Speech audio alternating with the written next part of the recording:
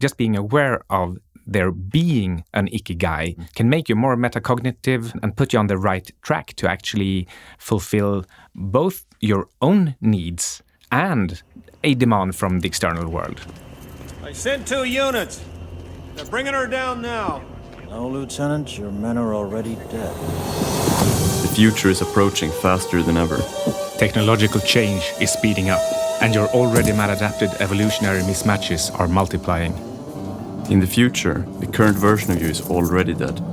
The way around that is to keep learning, keep evolving, mentally, psychologically, physically, and financially.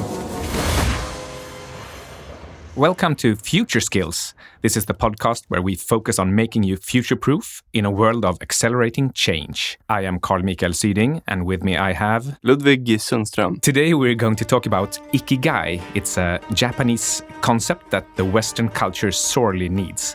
Ikigai is the intersection of several positive aspects of what you love, what the world needs, what you can be paid for, and what you are good at.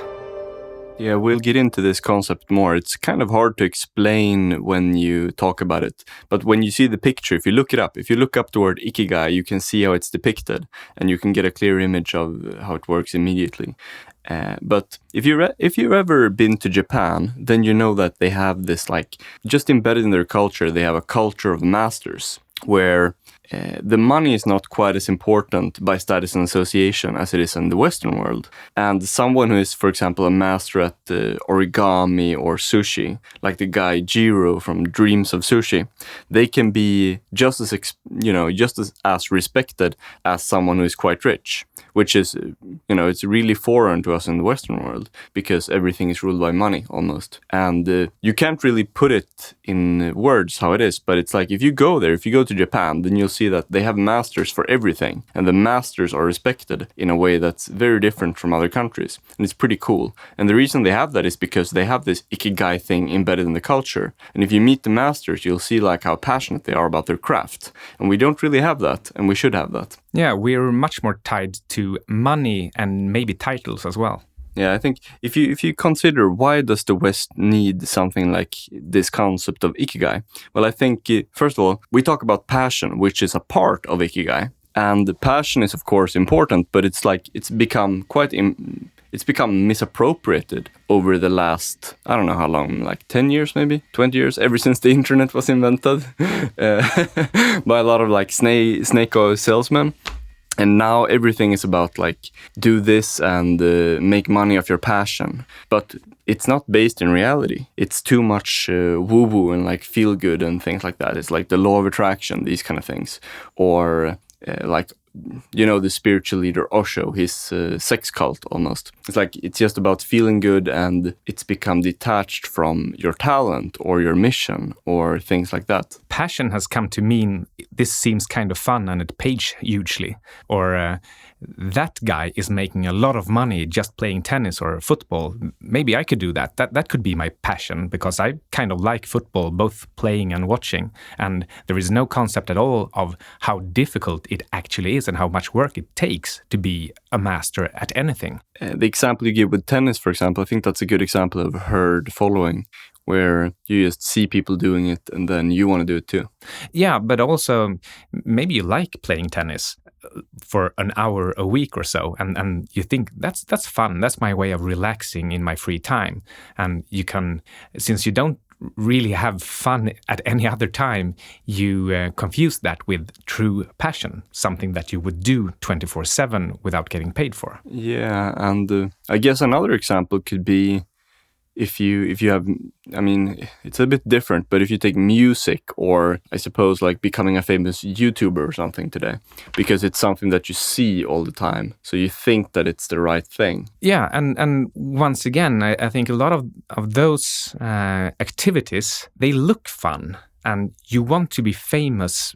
You think at least you want to be famous because they are rich and they seem to have fun all the time, and people don't really get that it's all theater. And maybe the person up on stage, they may even have stage fright, but they love music, and they love music so much that they actually put themselves through standing on stage in order to be able to share their music and make their music, and then they get rich as a byproduct. Yeah. So like the reality that gets distorted. Yeah, because we can only see from the outside. We only see the end result. I think another aspect is not only like are people deluding themselves into thinking, okay, this is my passion, I got to do it because it feels good, and then they don't consider making money or whatever. But then another aspect I think is if you just focus on the making money, which you can see quite a lot today, and then it's like, okay, I gotta jump on this trend or exploit this foolish bubble here, and I'm just gonna trick these people.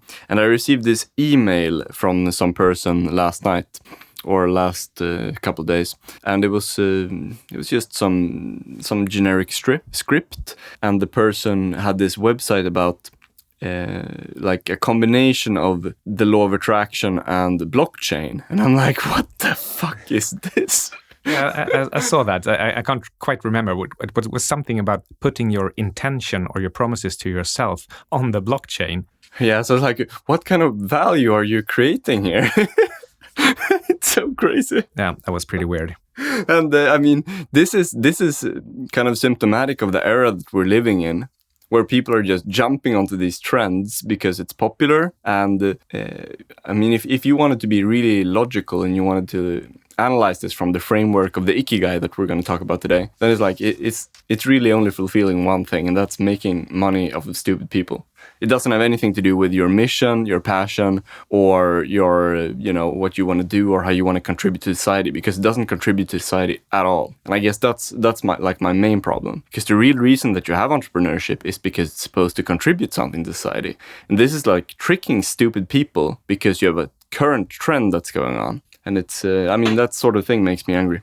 Okay, let's get back to the concept of Ikigai and why we are talking about it.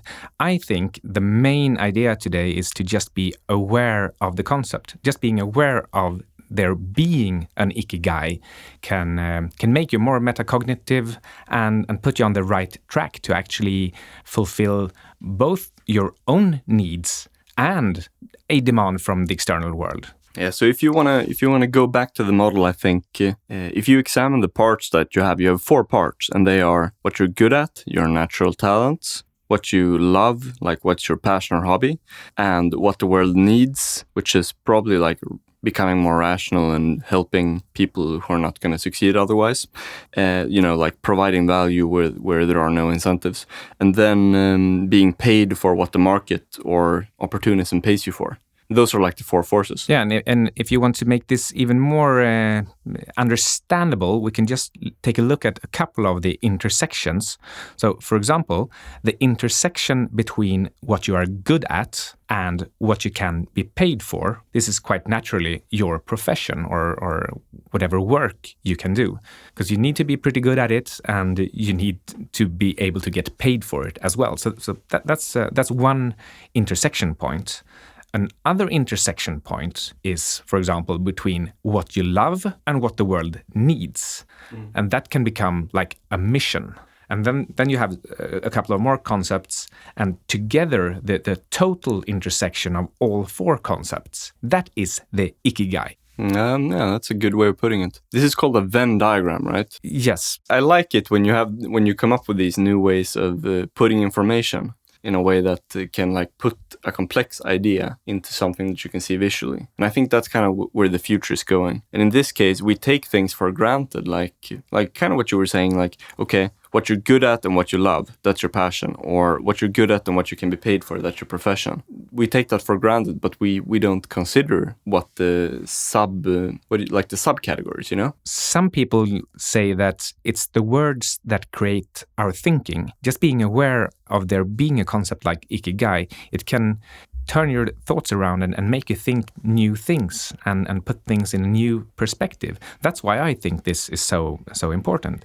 And the reason I also like that you use the Japanese word for it is that it might be easier to open up and really study the concept when it's a new word, when you from the get-go feel that it is something new and something important, rather than just talking about passion, which is a word that has been overused and almost lost its meaning. Yeah. And then it's like you have something brand new and you can take it in and open up to it, instead of being stuck with an old association that's like hard to change. Actually, right before I started high school, I learned the trick of looking up words. It didn't matter if it was in Swedish or English or Japanese for that matter.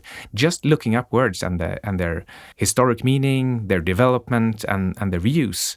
That put things in new perspectives for me, and it almost became kind of a superpower for studying. Yeah, same here. Yeah. So one thing today is talk about Ikigai and how it applies to you, and maybe also how it doesn't apply to you, because that's equally important. And also as a general tip to really dive into the meaning of certain words. Okay, so like as a final reminder here, first of all, look up the word Ikigai, consider what it means, and read about it. It's very important. And also take a walk. Since this is probably something quite new to you, and even if you have come across the concept of Ikigai before, you may not have put that much effort into really understanding it. So take a walk in nature and meditate on the word and the concept of Ikigai. Just try to remember the various intersections, including the total intersection of Ikigai in the middle. Remember, it takes a pretty mature mind to fully internalize this concept of Ikigai. Another thing that's a little bit dangerous is that I think most people who have strong opinions on lifestyle choices, they tend to focus on just one or two of the parts of Ikigai. They may be very focused on their career or on their mission or on some other part of it. That's actually really interesting. That could be a totally other discussion. A final thing. A friend of ours, Albert Hobohm, he recently held a TEDx talk where he talked about the importance of controlling your own thoughts and maybe also not believing everything you think is true. And he emphasized the importance of meditation, among other things. Yeah, and he's a pretty metacognitive individual, if you want to say that. If you meet him and if you listen to his talk, you'll see what I mean. And this is a way that you can also become more metacognitive. First of all, by practicing meditation, but also by understanding, or not just understanding, because that's like an abstract thing, but actually practicing it so that you can feel it. Because I personally do meditation from time to time, but I think I've actually been doing it for maybe 7 years on and off, but the biggest problem is that you forget it. And I don't know why you forget it, but it's easy to forget. Albert also, in his talk, he took an evolutionary perspective on things and the problem and the evolutionary mismatches that we humans have with modern society. So I think there are a lot of intersections between what he's talking about and what we are doing here in Future Skills. All right, that's it for today. A big thanks to Alexander Martin, who is our editor and sound guy. Also, don't forget to subscribe to our newsletter. Yeah. All right. Thanks for listening. Bye. Bye.